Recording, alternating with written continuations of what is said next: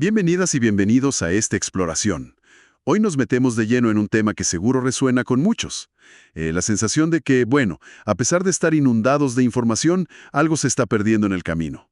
Analizamos una fuente muy particular, la transcripción de un video del canal de YouTube Psychor que lanza una pregunta bastante directa. ¿Nos estamos volviendo más superficiales como sociedad? Una pregunta potente, la verdad. Sí, sí. El material plantea una paradoja interesante. Nunca tuvimos tanto acceso al conocimiento, pero quizás estamos perdiendo la capacidad de reflexión profunda, la, digamos, sabiduría.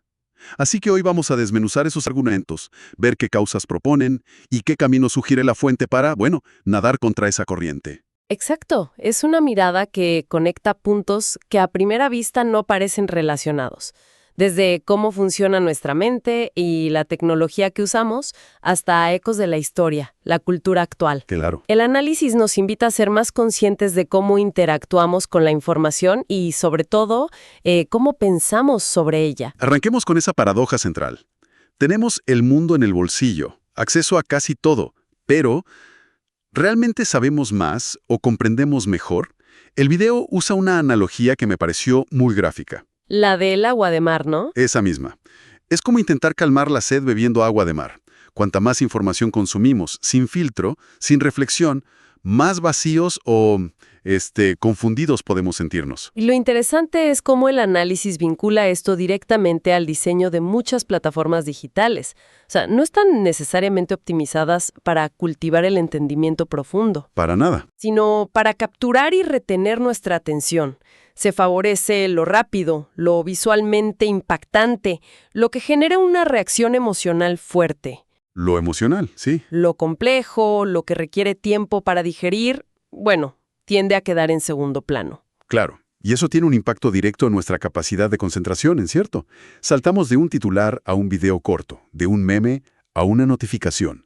El material sugiere que este bombardeo constante fragmenta nuestra atención Totalmente. y hace que el pensamiento sostenido, ese que necesita calma y tiempo, se sienta casi como una actividad de lujo. Algo raro. Totalmente. Se dibuja un panorama donde el problema no es tanto la falta de datos, que sobran, Exacto. sino nuestra capacidad para interpretarlos, para conectarlos, para darles un sentido más profundo. Tenemos la información, pero nos estaría faltando la habilidad para transformarla en conocimiento útil, en, bueno, sabiduría. Y esa falta de filtro y profundidad, según el análisis, nos hace más vulnerables a la desinformación, a la manipulación. Aquí es donde la cosa se pone más interesante, creo yo, porque la fuente nos invita a mirar hacia adentro, a entender un poco cómo funciona nuestro propio cerebro en este contexto. Se menciona al psicólogo Daniel Kahneman, el del Nobel, y su idea de los dos sistemas de pensamiento. ¿Nos puedes recordar brevemente cómo funciona eso?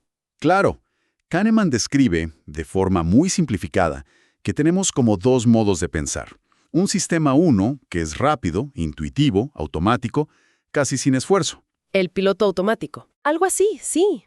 Pensar en reconocer una cara o reaccionar a un ruido fuerte. Y luego está el sistema 2, que es lento, analítico, deliberado y consume energía mental. El que cuesta más. Exacto. Como resolver un problema complejo o aprender algo nuevo. El punto clave que resalta la fuente es que nuestro cerebro por naturaleza tiende a ahorrar energía. Entonces prefiere usar el sistema 1 siempre que puede. Ahí está la clave. Y el entorno digital actual, con su velocidad, sus estímulos constantes, parece diseñado para mantenernos pegados a ese sistema 1, ¿verdad? Justamente. Apela a la emoción rápida, a la reacción impulsiva. Precisamente.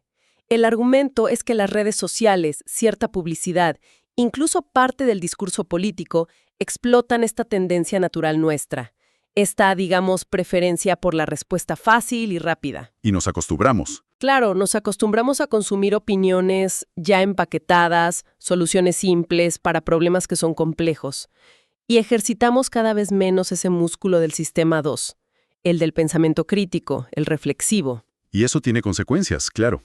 El video menciona un estudio del MIT que es bastante revelador. Sí, el de las noticias falsas. Ese. Encontraron que las noticias falsas tienden a propagarse mucho más rápido y más lejos que las verdaderas en redes sociales. ¿Y por qué? Porque a menudo apelan más directamente a nuestras emociones. A la sorpresa, al miedo, a la indignación. Exacto. Una mentira emocionante, como dice la fuente, parece tener más tracción, más agarre, que una verdad quizás más compleja o aburrida. ¿Y esta tendencia a evitar el esfuerzo mental? Bueno, conecta con una referencia filosófica que trae el material. Friedrich Nietzsche y su concepto del último hombre. Uf, potente eso. Sí, Nietzsche imaginó un tipo de persona futura que buscaría ante todo la comodidad, la seguridad, evitando cualquier cosa que implique desafío, riesgo o pensamiento profundo. Una existencia tibia, digamos. Sin grandes pasiones ni grandes sufrimientos. Exacto. La fuente sugiere que vemos cada vez más rasgos de este último hombre en nuestra cultura actual, como una especie de normalización de la pereza intelectual, del no te compliques. Es una idea fuerte, ¿sí? Y como bien señala el análisis, estas preocupaciones sobre la superficialidad o la distracción no son exclusivas de nuestra era digital, ¿eh? Se recurre a la historia, a la filosofía para mostrar que son advertencias recurrentes. Por ejemplo, traen a colación la famosa alegoría de la caverna de Platón. Claro. Podríamos pensar que nuestras pantallas son las nuevas sombras en la pared que confundimos con la realidad misma. Es una conexión provocadora que plantea el material, sin duda. También se rescata a Neil Postman, que en los años 80, mucho antes del Internet masivo, Sí, increíble la visión que tuvo. ya advertía en su libro Divertirse hasta morir sobre un peligro diferente al de la censura orwelliana. Postman temía más bien una sociedad infantilizada por el entretenimiento constante. ¿Que la gente amara su opresión? Algo así, que estuviera demasiado ocupada divirtiéndose como para notar lo que pierde. Entregar la capacidad crítica a cambio de gratificación inmediata. Es fuerte. También se menciona a Carl Jung, el psicólogo, y su concepto de la sombra. La idea de que debemos confrontar los aspectos oscuros, complejos, incómodos de nosotros mismos y del mundo para crecer. Ujú.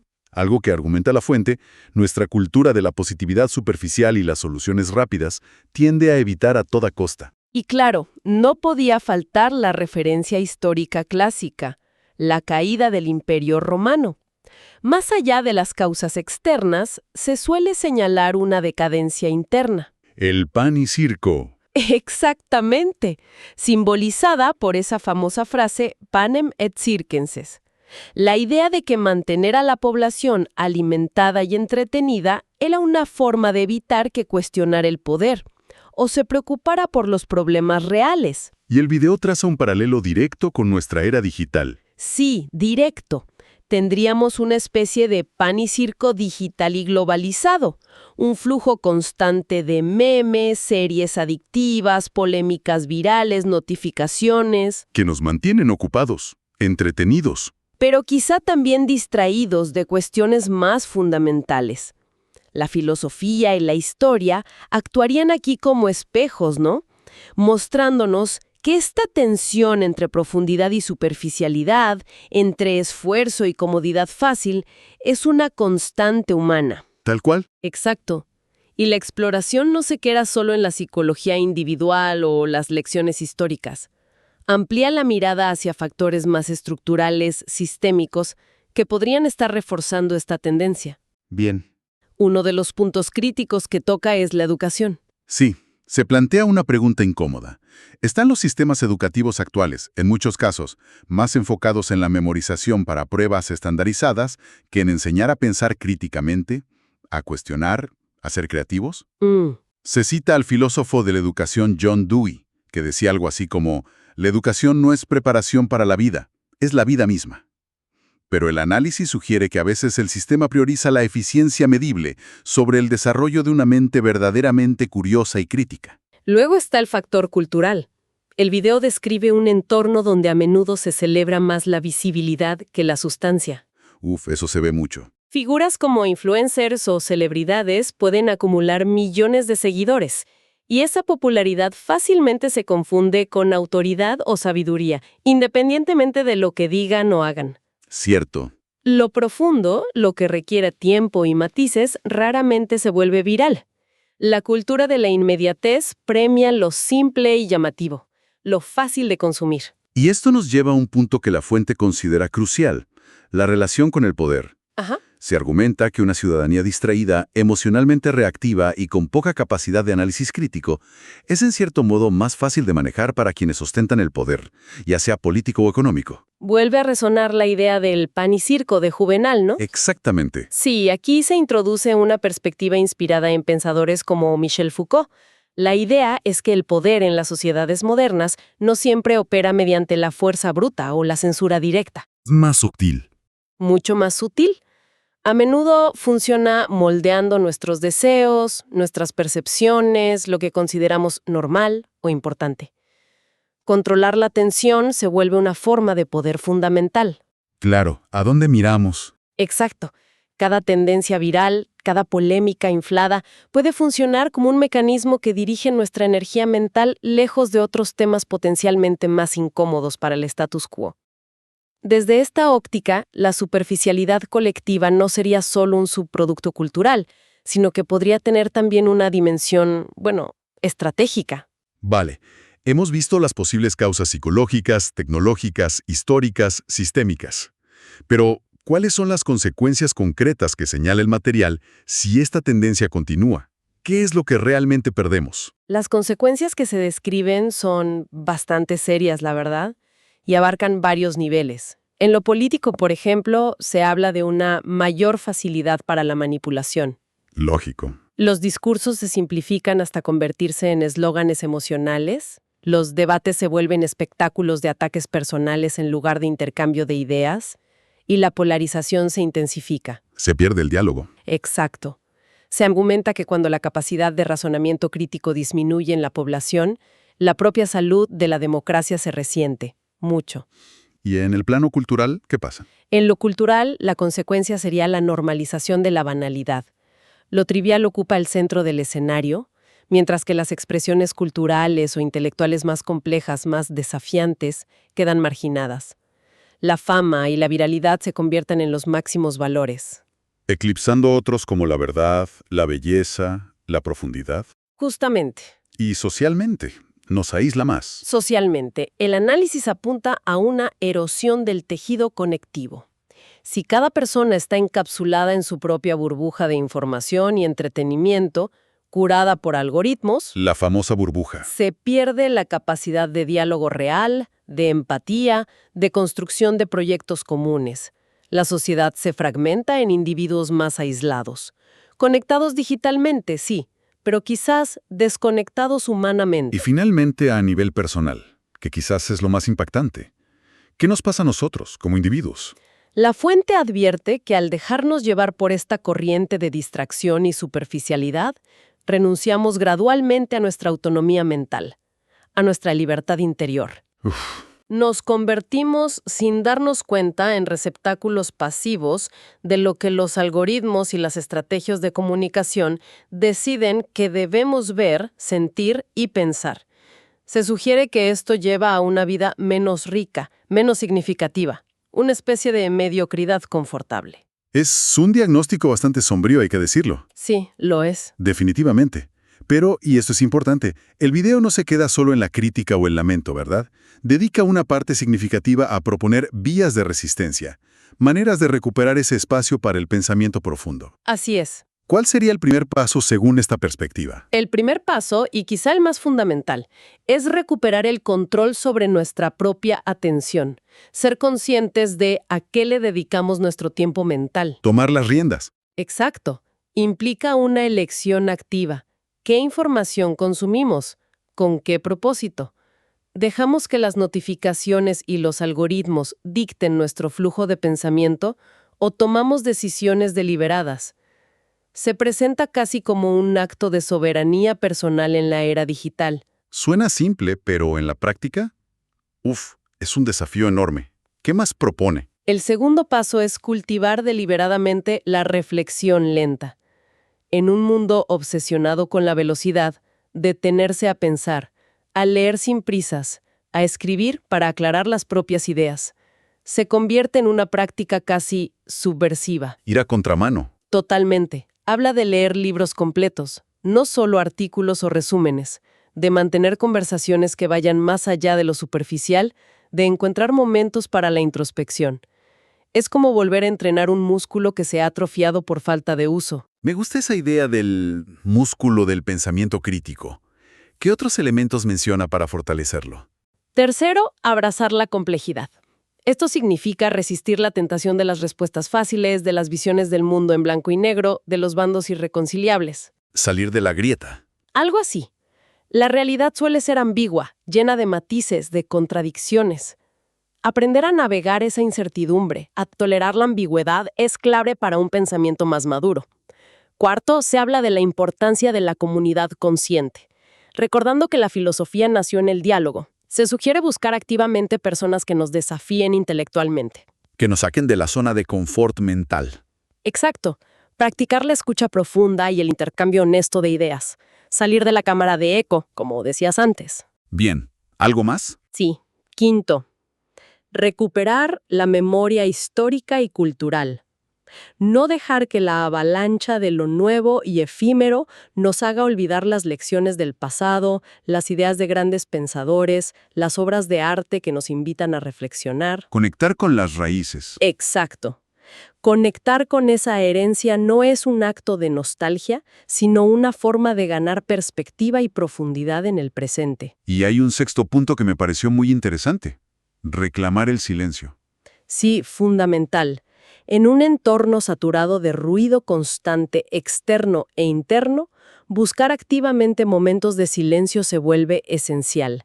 El silencio no como vacío, sino como el espacio necesario para que la mente se calme, se ordene. Para escucharse a uno mismo. Justo eso. Para que puedan surgir ideas propias, conexiones inesperadas. Se menciona a Kierkegaard, el filósofo, que hablaba de cómo el exceso de ruido nos aleja de nosotros mismos. Encontrar esos oasis de calma sería una forma de reconectar. Recuperar la atención, pensar lento, abrazar lo complejo, dialogar en profundidad, recordar el pasado y buscar el silencio. Son pasos que suenan muy individuales, ¿no? Cree la fuente que esto puede tener un impacto más allá de lo personal. La idea central que transmite el material es que sí, definitivamente, aunque parezcan acciones pequeñas, individuales, tienen un potencial transformador.